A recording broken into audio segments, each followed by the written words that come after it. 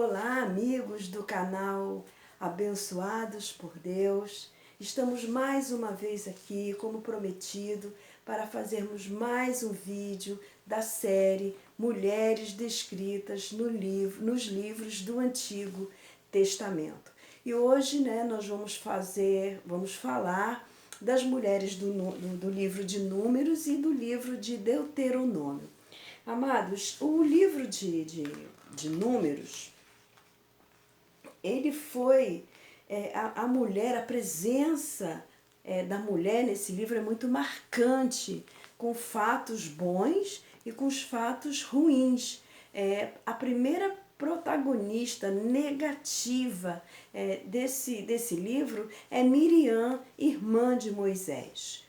O que aconteceu? O que foi que Miriam fez para ela se tornar um personagem negativo no livro de Números? Nós já sabemos, que o nome de Miriam, já vimos no vídeo anterior, que Miriam significa ou amargura ou amada. E o que ela fez no livro no livro de Moisés? Qual foi o fato que fez ficar um personagem marcado negativamente no livro de Números? Miriam, juntamente com seu irmão Arão, falou mal de Moisés. Falou mal da mulher de Moisés. E isso desagradou ao Senhor, desagradou a Deus, porque falaram mal do líder espiritual deles, na frente de todo mundo. Ela não teve a sabedoria de chamar à parte e falar o que tinha que ser falado, a reclamação, alguma coisa que não estava agradando a ela. Podia chamar no reservado e fazer o comentário ou a reclamação. Mas não, ela fez na frente de todo mundo. E isso desagradou ao Senhor. E o que o Senhor fez? Puniu, disciplinou Miriam, fazendo que ela ficasse com lepra, com a enfermidade lepra, uma enfermidade que não tinha cura, uma enfermidade que a pessoa não poderia ter contato com outra, ela teria que ficar isolada. E assim ela ficou afastada do arraial por um determinado tempo, porque desagradou ao Senhor. Isso traz para nós, mulheres, aprendizados, que temos que ter sabedoria. Primeiro, já não devemos falar mal do nosso irmão, ainda mais um irmão carnal. Não devemos nos aliar a outro para fazer maldade com ninguém. Essa coisa negativa que o livro de Número mostra, que Miriam fez, é um alerta para nós termos a sabedoria, termos o cuidado de não nos aliarmos a ninguém para fazer maldade. A gente tira lições até das coisas ruins. É um aprendizado. Então foi isso que aconteceu. Ela ofendeu a mulher de Moisés, chamando de mulher cuxita. Cuxita, nós temos duas vertentes, dois grupos de estudiosos têm as suas opiniões diferentes. Uns acham que a mulher cuxita citada é Zípora, a mulher de Moisés, por ela não ser hebreia e por ela porque esse termo remete a midianitas ou um determinado povo árabe, pode ser qualquer um. E o outro grupo de estudiosos acha que a mulher cuxita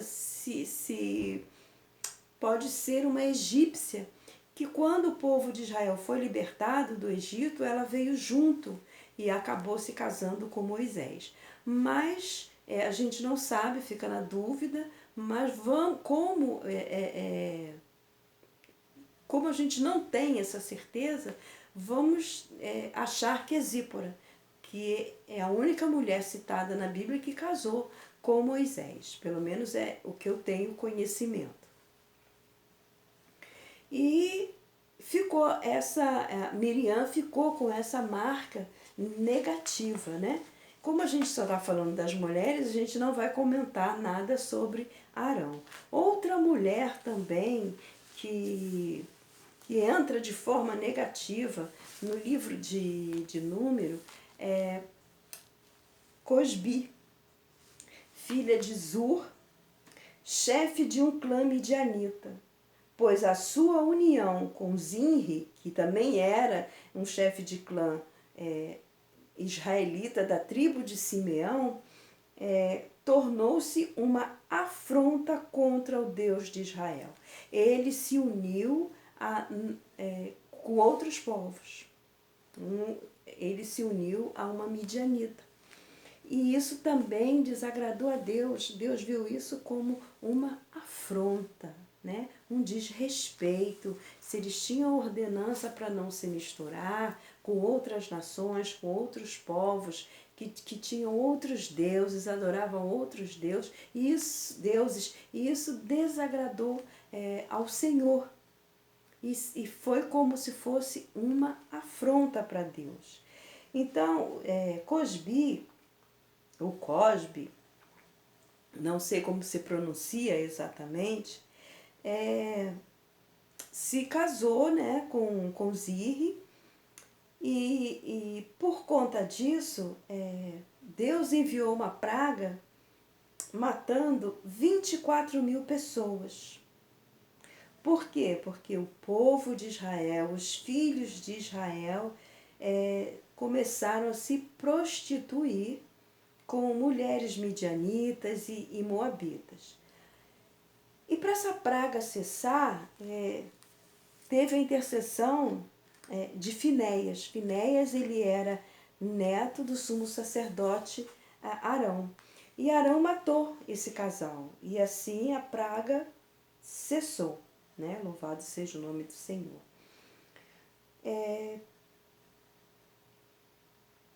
A lei mosaica, ela tinha que ser zelada, ela tinha que ser respeitada, ela tinha que ser defendida. Então Deus concedeu a ele e os descendentes de Arão e de Finéias, né, o sacerdócio perpétuo. Né?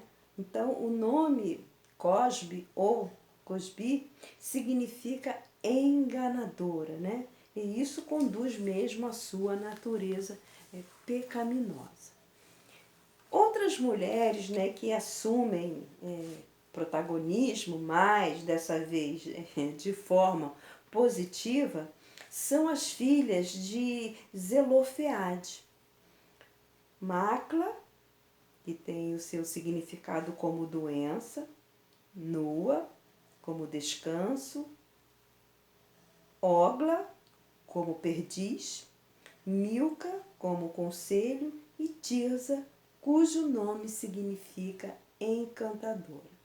Qual foi o papel dessas mulheres no livro de Números? Por que elas foram citadas, né? Elas eram órfãos de Zelofeade. E por conta disso, elas não tinham direito à herança do pai. A herança passaria para os seus tios, porque ele não teve filho homem. E aí elas foram reivindicar essa herança, que já que não tinham um irmão, não tinham um filho homem, elas foram reivindicar que essa herança também fosse partida entre elas. E por conta disso, o Senhor criou um decreto, uma lei, né, e que quando o chefe, né, da família, da casa morresse e não tivesse filho homem, a partir daquela data, a herança também seria da sua filha, né? Então, elas tiveram grande participação aí no livro de Números. Então, nós vimos, né, personagens com situações negativas e vimos personagens, né, ou mulheres com situações positivas. E assim a gente encerra as mulheres no livro de Números e vamos entrar nas mulheres, né, do livro de Deuteronômio. Só que como igualmente ao livro de Levítico, o livro de Deuteronômio ele não especifica bem a mulher, ele não fala diretamente do nome de mulheres, mas no livro de Levítico a gente viu proteção para as mulheres, né? Algumas coisas que protegiam as mulheres, e aqui no livro de Deuteronômio nós vamos ver leis que asseguram direitos que as mulheres poderiam ter, né? Não era entregue assim, não ficava de qualquer maneira, sem defesa, né? As mulheres, elas tinham alguns direitos assegurados por lei. E um deles era quando um homem tomar uma mulher e entrando a ela a aborrecer, e ache imputar coisas escandalosas contra ela e divulgar má fama, então os anciãos da mesma cidade tomarão daquele homem e o castigarão, porque ele falou mal. Então era defendido, né, era assegurado esse direito da mulher de não ser atacada, não ser difamada erroneamente, sem ter feito nada, né? Também a legislação mosaica adotou o divórcio, porém admitiu penalidade ao marido que falseasse a verdade em relação à virgindade da mulher desposada para se divorciar dela. Então, em Deuteronômio 24:1 diz assim: quando o homem tomar uma mulher e se casar com ela, então será que, se não achar graça em seus olhos, por nela achar coisa feia, ele fará escrito de repúdio e lhe dará na sua mão e a despedirá de sua casa. Ele poderia fazer isso. Se uma virgem prometida em casamento ao homem fosse seduzida ou forçada por outro homem e o incidente ocorresse em uma cidade, tanto o homem como a mulher deveriam ser apedrejados até a morte. A mulher por não ter gritado pedindo ajuda, e o homem por ter relações com uma mulher que era de outro homem. Então, se acontecesse de uma moça ter sido atacada e ela estivesse num lugar em que ela pudesse pedir socorro e não o fizesse, ela morreria apedrejada, tanto ele quanto ela. Mas, se o incidente ocorresse no campo, onde somente o homem poderia ser apedrejado, por quê? Porque a mulher não teria como pedir socorro, e mesmo que gritasse, não teria quem a fosse socorrer. Então, aí nesse caso, só o homem seria apedrejado, a mulher já tinha proteção. Entretanto, se a mulher não tivesse compromisso com ninguém e fosse apanhada deitada com o homem, o mesmo deveria pagar indenização ao pai da moça e assumi-la como esposa sem nunca poder se divorciar dela. Então não podia se aproveitar, né, da mulher, usar e depois jogar fora. Não, ele teria que casar. É por isso até uns tempos atrás, nos tempos em que eu era novinha, se eu não tivesse compromisso com ninguém e eu me perdesse, como a gente falava na época, nós éramos obrigados a casar por esse fato ter acontecido. Então já vem disso. Hoje em dia acabou, né, esse negócio. Ninguém é obrigado a casar, ninguém é obrigado a se retratar, a moça fica ali difamada e muitas das vezes engravida e cria o seu filho sem o pai porque não tem mais esse negócio de respeito, a mulher não tem mais esse seguro, né? Essa proteção, né? Moisés também assegurou por lei o direito de a mulher casada ser feliz, dizendo: então, assim, quando um homem tomar uma mulher nova, não sairá à guerra, nem se lhe imporá carga alguma por um ano inteiro. Então, assim, o homem casou com uma mulher nova, no período de um ano, ele tem que se dedicar a ela. Ele fica livre de ir à guerra, ele fica livre de compromissos, de alguma coisa que faça ele se afastar dela por muito tempo. Então ela tinha esse direito assegurado de ter o seu esposo durante um ano livre de qualquer compromisso. É um ano dedicado a essa mulher nova com quem ele se casou. E aí a gente acaba aqui, né, com as nossas curiosidades, com essa palavra, né, que eu gosto muito de estar fazendo esses vídeos, e eu espero que você tenha gostado e assista ao